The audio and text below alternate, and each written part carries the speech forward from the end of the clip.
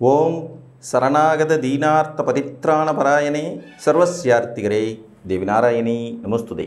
வணக்கம் நேயர்களே, இது மகாலட்சுமி ஜோதிடம் வழங்கும் காலச்சக்கரம். உங்கள் அன்பு ஜோதிடர் ஸ்ரீராம்ஜி பேசுகிறேன். அனைவரும் நலமுடன் இருக்கிறீர்களா? நன்றாகத்தான் இருப்பீர்கள், நன்றாக இருக்க வேண்டும். இன்றைய காணொளியில் நாம் காண இருப்பது நிரந்தர குடியுரிமை யாருக்கு? வெளிநாட்டு வாழ்க்கை இன்றைக்கு கிட்டத்தட்ட 50-60% மக்கள் வெளிநாட்டில், அதுவும் படித்த இளைஞர்கள் வெளிநாட்டில் போய் வேலை பார்க்க முடியுமா, நிரந்தரமாக வெளிநாட்டிலேயே வசித்துவிடும் வாய்ப்பு உண்டாகுமா அப்படிங்கிறத எதிர்பார்க்குறாங்க. இதற்கான கிரக நிலைகள் என்ன, நமது மூல நூல்கள் சொல்லி வைக்கப்பட்டிருக்கும் விதிகள் என்ன அப்படிங்கிறத இன்றைக்கி பார்க்கலாம். பொதுவாக ஒருத்தருக்கு தாய் நாட்டை குறிக்கிற வீடு 4ஆம் இடம். தாயாரை குறிக்கிற இடமும் அதுதான், தாய் நாட்டை குறிக்கிற இடமும் அதுதான். எந்த ஒரு ஜாதகத்திலையும் 4ஆம் இடத்தில் கடுமையான பாவக்கோள்கள் அமர்ந்த 4ஆம் அதிபதி கெட்டுப்போன நிலையில் 8 மற்றும் 12ஆம் இடத்தில் வலிமையான கோள்கள் அமர்ந்தால், திருப்பி ஒரு வாட்டி சொல்கிறேன், எந்த ஒரு ஜாதகத்திற்கும் 4ஆம் இடத்தில் கடுமையான பாவக்கோள்கள் அமர்ந்து 4ஆம் அதிபதி பகை, நீச்சம், அஸ்தமனம், கிரகணம் போன்ற நிலைகள் அடைந்த நிலையில் 8 மற்றும் 12ஆம் இடத்தில் வலிமையான கோள்கள் அமர்ந்தால், வலிமையான கோள்கள் அவங்க சுபர்களாக இருக்கணுன்றது அவசியம் இல்லை, இவர்களுக்கு தாய்நாட்டை விட்டு வெளியேறி வெளிநாட்டில் நிரந்தரமாக வசிக்கும் வாய்ப்புகள் உண்டாகும். பர்மனன்ட் ரெசிடென்ஸ் அப்படின்னு சொல்லக்கூடியவை கிடைக்கப்பெறும் யோகிதைகள் உண்டாகும்.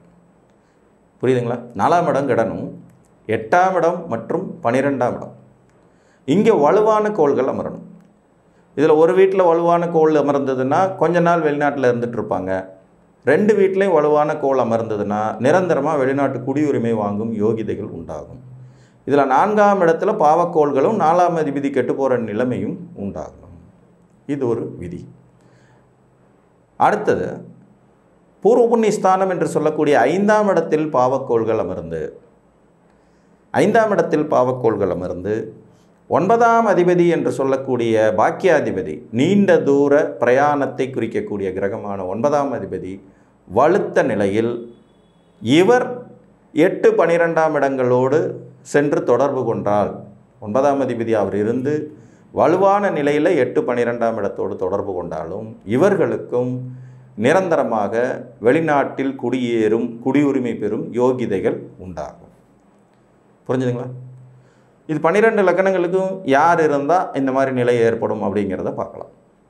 இப்போ மேச லக்ன ஜாதகர்களுக்கு 4ஆம் இடத்துல சனி, ராகு, கேது, செவ்வாய் மாதிரியான பாவிகள் உட்காரணும். 4க்குடைய சந்திரன் கெட்டு போகணும்.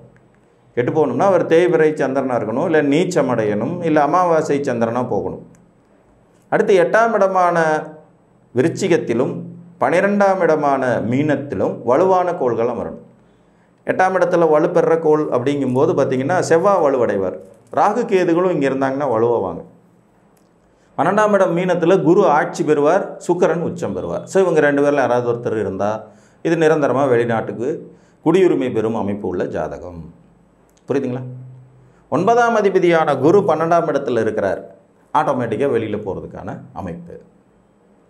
ரிஷப லக்னத்தை பொறுத்த வரைக்கும் 4ஆம் அதிபதியான சூரியன் கெடுவது அல்லது 4ஆம் இடத்துல செவ்வாய், சனி, ராகு, கேது போன்ற பாவிகள் அமர்றது,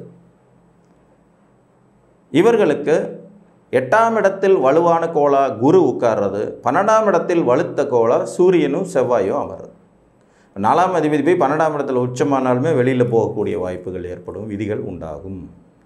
அங்கேயே குரு பார்வை இருக்கும் பட்சத்தில் 8ஆம் அதிபதியின் பார்வையோ அல்லது 8ஆம் அதிபதியின் இருப்போ இருக்கும் நிலையில் வெளிநாட்டில் நிரந்தரமாக தங்குற யோகிதைகள், நிரந்தர குடியுரிமை வாங்கும் அமைப்புகள் ஏற்படும்.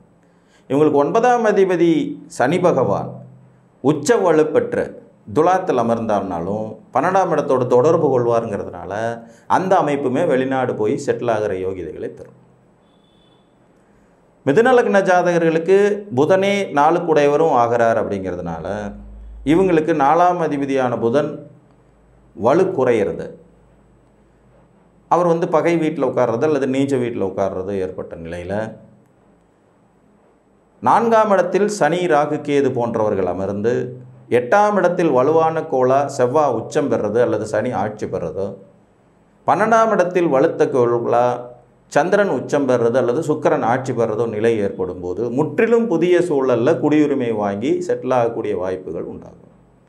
இவங்களுக்கு 9ஆம் அதிபதி சனி பகவான் 5இல் உச்சம் பெறுவதோ அல்லது 12ஆம் இடத்தில் வலுப்பெறுவதோ அல்லது 8லேயே ஆட்சி பெறுவதோ இவங்களை வெளிநாட்டில் வச்சிருக்க வாய்ப்புகளை கொடுக்கும். கடக லக்னத்தை பொறுத்த வரைக்கும் சுக்கிரன் பலகீனம் அடைவது 4 கூடையவராகி அவர் லக்னத்திலே பகை பெற்ற நிலையில் இருக்கிறது, 3ஆம் இடத்துல நீச்சமடைந்த நிலையில் இருக்கும்போது 8ஆம் இடத்துக்குடைய சனி பகவான் வலுத்து 4ஆம் இடத்தில் உச்ச நிலையில் இருந்தாலும் அல்லது 8லேயே ஆட்சி பெற்ற நிலையில் இருந்தாலும் 12ஆம் இடத்தில் இருக்கக்கூடிய புதன் பகவான் அங்கேயே ஆட்சி பெற்றது அல்லது 12இல் இவங்க லக்னாதிபதியான சந்திரன் போய் பௌர்ணமி சந்திரனாக வலுப்பெற்ற நிலையில் உட்கார்றதும் இவங்களை நிரந்தர வெளிநாட்டு வாய்ப்புகளை ஏற்படுத்தும். சிம்மலக்ன ஜாதகங்களுக்கு 4ஆம் இடமான செவ்வாய் வீடான விருச்சிகத்தில் உங்களுக்கு ராகு கேது சனி மாதிரியான பாவிகள் உட்கார்றதும், 8ஆம் இடத்துல உச்ச சுக்கிரன் அமர்றது குரு ஆட்சி பெறதும், 12ஆம் இடத்துல உச்ச குரு அமர்வது சந்திரன் வலுப்பெற்ற நிலையில் அமர்றதும் இவர்களுக்கு நிரந்தரமான வெளிநாட்டு வாய்ப்பை ஏற்படுத்தும். மேலும் 9க்குடைய செவ்வாய் உச்சம் பெற்ற 6ஆம் இடத்திலிருந்து 12ஆம் இடத்தோடு தொடர்பு கொள்ளும் போதும் வெளிநாடு வாய்ப்புகளை ஏற்படுத்தி தரும். 9ஆம் அதிபதி செவ்வாய் 10ஆம் இடத்துல திக்பலம் பெற்று வலுவாக அமர்ந்தார்னாலும் கூட இவங்களுக்கு பணிக்காக வெளிநாட்டில் நிரந்தரமாக தங்கக்கூடிய யோகிதைகள் கிடைக்கப்பெறும். கன்னிகா லக்னத்தை பொறுத்த வரைக்கும் 4ஆம் இடமான தனுசில் ராகு கேது சனி செவ்வாய் போன்ற பாவிகள் அமர்வது, மேலும் 4க்குடைய குரு 5இல் நீச்சமடைவது, 8ஆம் இடத்தில் உச்ச சூரியன் அமர்வது, 12க்குடைய சூரியன் 8இல் உச்சமாகிறது, அங்கே செவ்வாய் ஆட்சி பெறுவது, 12ஆம் இடத்திலேயே சூரியன் ஆட்சி பெறுவது அல்லது 4க்குடைய குரு பகவான் 12ஆம் இடத்துல உட்கார்றது, இது இவங்களுக்கு வெளிநாட்டு யோகிதையும் வெளிநாட்டில் நிரந்தர குடியுரிமையும் தரும். மேலும் 9க்குடைய சுக்கிரன் 7இல் உச்சம் பெற்று அது காலபுருஷனுக்கு 12ஆம் இடமா இருக்கும்போதும் நிரந்தர குடியுரிமை பெறும் வாய்ப்புகள் உண்டாகும். இதில் இந்த வாய்ப்புகள் என்பது இவர்கள் விருப்பப்பட்டால் நிறைவேறும் தன்மை கொண்டது. இந்த அமைப்பு இருந்துட்டாலே உடனே வெளியில் போயிடணுங்கிற அவசியம் இல்லை. இப்போ சிலர்லாம் பார்த்தீங்கன்னா வெளி மாநிலங்களில் போய் செட்டில் ஆகிருப்பாங்க. இதே அமைப்பு உள்ளவங்க வெளி மாநிலங்களில் இருப்பாங்க. இப்போ தமிழ்நாட்டில் பிறந்த ஒருத்தர் மும்பையில் போய் செட்டில் ஆவார், கர்நாடகாவில் செட்டில் ஆவார், கேரளாவில் செட்டில் ஆவார். இதுவும் கூட அதே அமைப்பு. இன்னும் சிலர் பார்த்தீங்கன்னா வெளி மாவட்டங்களில் செட்டில் ஆகிடுவாங்க. மதுரையில் பிறந்த ஒருத்தவங்க கிளம்பி கோயம்புத்தூர்லேயே சென்னையிலேயே செட்டில் ஆகிருப்பாங்க. 20 வருஷம் ஆச்சு சென்னைக்கு வந்துப்பாங்க. அந்த ஜாதத்துலேயும் இந்த அமைப்புகள் இருக்கும். ஸோ இது ஒரு இடத்திலிருந்து முற்றிலும் புதிதாக வேறொரு இடத்தில் சென்று குடியுரிமை மாதிரி பெற்று அங்கேயே வாழ்கிறது அதனுடைய அமைப்பு. துலா லக்னத்தை பொறுத்த வரைக்கும் 4ஆம் இடத்துல கடும் பாவிகள் அமர்வது, 4ஆம் இடத்துல ராகு கேது, இங்கே சனியும் செவ்வாயும் அமர்ந்தாங்கன்னா அந்த வீட்டில் பவர் ஆகும். அப்போ ராகு கேது இந்த 4ஆம் இடத்துல அமர்ந்து 4க்குடைய சனி பகவான் 8க்குடைய சுக்கிரன் 8ஆம் இடத்துலையே ஆட்சி பெறுறது அல்லது அங்கே உச்ச சந்திரன் அமர்றது, 12ஆம் இடத்துல உச்ச புதன் அமர்றது, 12ஆம் இடத்துல இயற்கை சுவர்கள் அமர்றது இவங்களுக்கு வெளிநாட்டு நிரந்தர வாய்ப்பை ஏற்படுத்தும். 9ஆம் அதிபதி புதன் 12ஆம் இடத்துல இவங்களுக்கு உச்சம் பெறுறதும் இவங்க நிச்சயமாக வெளிநாட்டில் செட்டில் ஆகிறதுக்கான விதிகளில் ஒன்றாகும். விருச்சிக லக்னத்தை பொறுத்த வரைக்கும் 4ஆம் இடத்துல சனி ஆட்சி பெற்றாலுமே இவங்க ஒரு சொந்த ஊர்லேருந்து வெளியேறணுங்கிற மாதிரியான ஒரு விதியை கொடுக்கக்கூடியது. இங்கே ராகு கேது உட்கார்ந்தாங்கனாலும் செவ்வாய் உட்கார்ந்தாங்கனாலும் பூர்வீகத்தில் இல்லாமல் வெளியில் போகலாங்கிற மாதிரியான அமைப்பை உருவாக்கும். மேலும் 8ஆம் இடத்தில் ஆட்சி பெற்ற புதன் அல்லது உச்ச பௌர்ணமிக்கு நிகரான சந்திரன் உட்கார்றது, 12ஆம் இடத்தில் உச்சம் பெற்ற சனி அல்லது மூலத்திரிகோணம் பெற்ற சுக்கிரன் அமர்வது விருச்சிக லக்னத்தை வெளிநாட்டில் நிரந்தரமாக தங்கும் அமைப்பை தரும். இவங்களுக்கு 9ஆம் அதிபதி சந்திரன் பௌர்ணமி சந்திரனாக இருந்தாருனாலுமே இவங்க வெளிநாடு போகிறதுக்கு ஆசைப்படுறதும் வெளிநாட்டில் தங்கிறதுக்கான வாய்ப்பு ஏற்படுறதும் இயற்கையாகவே நிகழும். தனுசு லக்ன ஜாதகர்களுக்கு குருவே போய் 8ஆம் இடத்துல பவர்ஃபுல்லாக உட்காந்துட்டார்னாலே வெளிநாட்டில் நிரந்தரமாக தங்கக்கூடிய யோகிதை ஏற்படும். 12ஆம் இடத்துல உங்களுக்கு ராகு கேதுகள் அமர்வது வெளிநாட்டில் ஏற்படுத்தும். 12ஆம் இடத்தில் செவ்வாய் ஆட்சி பெறுவது வெளிநாட்டு வாழ்க்கையை ஏற்படுத்தும். 9ஆம் அதிபதி சூரியன் உச்சம் பெற்ற நிலையில் இருப்பது, 10ஆம் இடத்துல திக்பலம் பெற்ற நிலையில் இருப்பது வெளிநாட்டில் நிரந்தர குடியுரிமையை ஏற்படுத்தும் வாய்ப்புகளை இவங்களுக்கு உருவாக்கும். 4ஆம் இடத்துல கேது ராகு சனி உட்கார்ந்தாங்கன்னா இந்த விதி அதிகமாக நடக்கும் சாத்தியக்கூறுகள் உண்டு. மகர லக்னத்தை பொறுத்த வரைக்கும் 4ஆம் இடத்துல சூரியன் சனி செவ்வாய் ராகு கேது இந்த 5 பேரில் யார் வேணாலும் அமரலாம். இதில் 8ஆம் அதிபதி 4ல் உச்சங்கிறனாலே வெளிநாடு கிளம்பி போகிற யோகம் இவங்களுக்கு நேச்சராக உண்டாகும். பாதகாதிபதி செவ்வாய் ஆட்சி பெறதுனாலேயே சொந்த ஊரை விட்டு பிரியணுங்கிற அந்த விதிகள் ஏற்படும். நேச்சராகவே மகர லக்னத்துக்கு சொந்த ஊர் ஆகாது. பிறந்த ஊரில் பெருமை சேர்க்க இயலாத லக்னங்களில் மகரம் ஒன்று. ஸோ இவங்க இடம் மாற்றங்கிறத நேச்சராக செய்வாங்க. அது வெளியூர், வெளி மாநிலம், வெளி மாவட்டம், வெளிநாடு இந்த கான்செப்டில் எடுத்துக்கலாம். உங்களுக்கு 8ல் சூரியன் ஆட்சி பெற்ற நிலையில் இருக்கிறது, 8ஆம் இடத்துல வலுவான கோள்கள்ங்கிற அடிப்படையில் குரு செவ்வாய் உட்கார்றது, 12ஆம் இடத்துல வலுவான கோள்ங்கிற அடிப்படையில் குரு உட்கார்றது, சூரியன் உட்கார்றது இவங்களுக்கு வெளிநாட்டு வாழ்க்கையை கொடுக்கும். புதன் வலுத்து பாக்கியஸ்தானம் என்று சொல்லக்கூடிய 9ஆம் இடத்துல உச்சம் பெற்றாலும் 6ஆம் இடத்துல ஆட்சி பெற்றாலும் லக்னத்தில் வந்து திக்பலம் பெற்றாலும் வெளியில் போகிறதுக்கான வாய்ப்புகளை ஏற்படுத்தும். நிரந்தரமாக தங்கவும் செய்வாங்க.